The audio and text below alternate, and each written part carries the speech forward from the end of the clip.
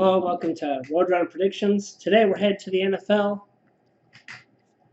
Let's go over New England versus Cincinnati. Start the picks off. I'm not going to go over all picks. I'm going to go with actually the ones that I'm more keen to, opposed to run down through the whole lineup because I've just been doing horrible on the whole lineup in the general. So might as well go with what I think is more likely to cover than not.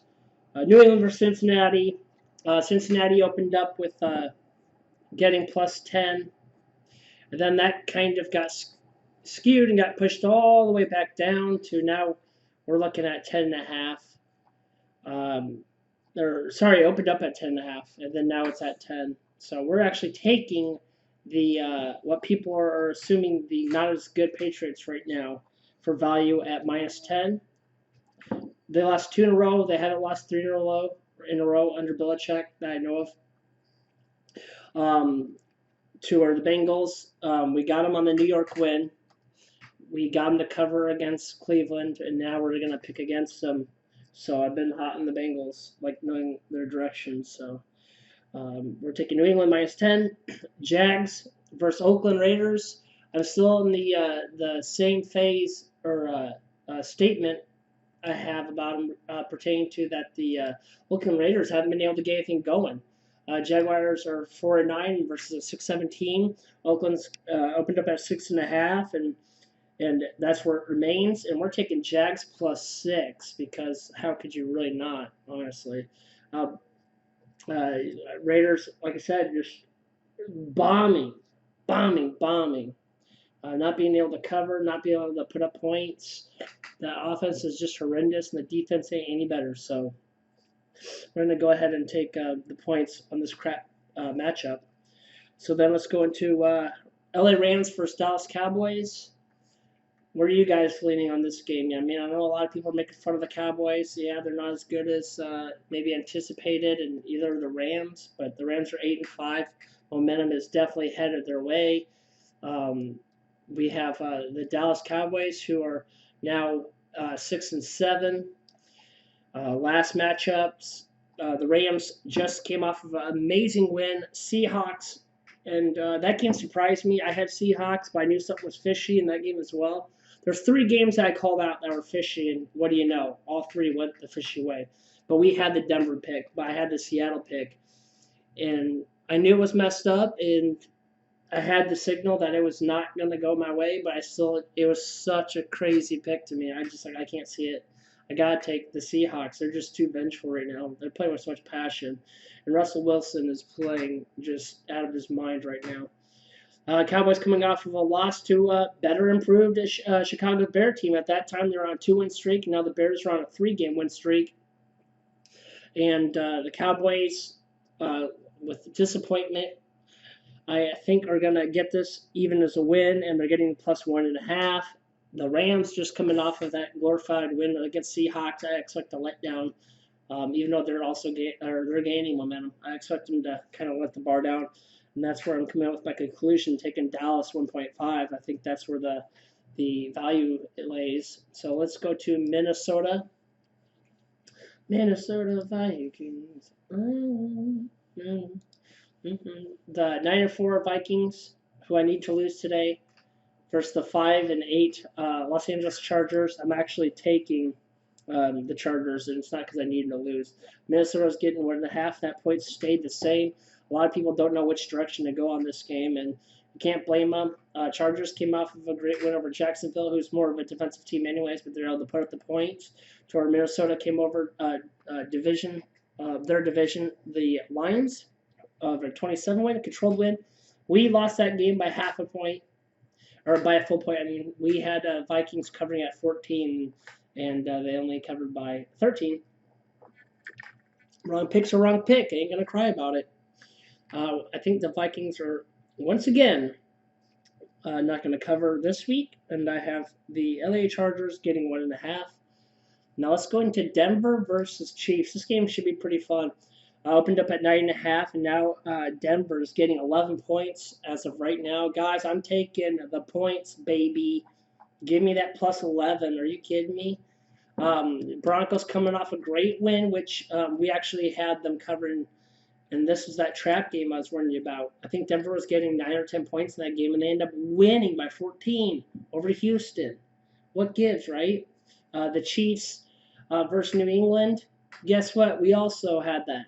So we won both these games, and now it's coming down to this setup again. I've been pretty good with the Broncos, picking them out, pinpointing them. So I'm going with the Broncos in this game. Like I said, that line's plus 11. This is also one of those like, what's going on here?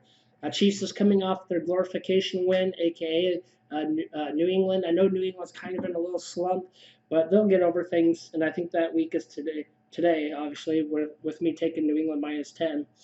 Let's go Falcons versus San Francisco.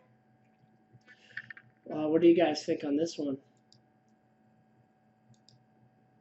I think it's going to be pretty good. San Francisco opened up at 10.5. The line's now at 12. Sorry, pardon me, guys. ESPN consensus and other consensus is all over San Francisco. Guys, it's a 3:25 game Central Time. And maybe if this game was earlier, I'd be taking the 49ers, but it's not. This mid-range game is just enough for the Falcons to get a cover, I believe. Like I said, 10.5 now at 12.